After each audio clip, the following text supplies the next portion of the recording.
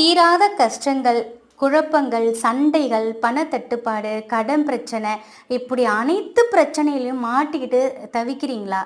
Daily நீங்கள் எப்பொழுதுமே வெள்ளிக்கிழமையில் ஸ்டார்ட் பண்ணுங்கள். ஆனால் தினந்தோறும் நீங்கள் தண்ணியில் மஞ்சத்தூள், கொஞ்சம் பச்சை கற்பூரம், ஓமவல்லி இலை, கற்பூரவல்லின்னு சொல்கிறோம் இல்லையா, அந்த இலையை 2 போட்டுக்கோங்க.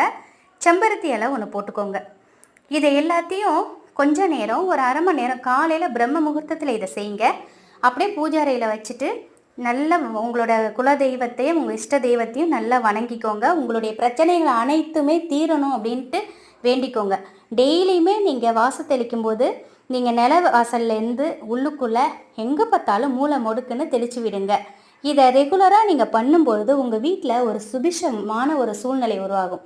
வீண் வாதங்கள், சண்டைகள், பணப்பிரச்சனை, கடன்கள் அனைத்துமே தீரும். நிச்சயம் ட்ரை பண்ணுங்கள்.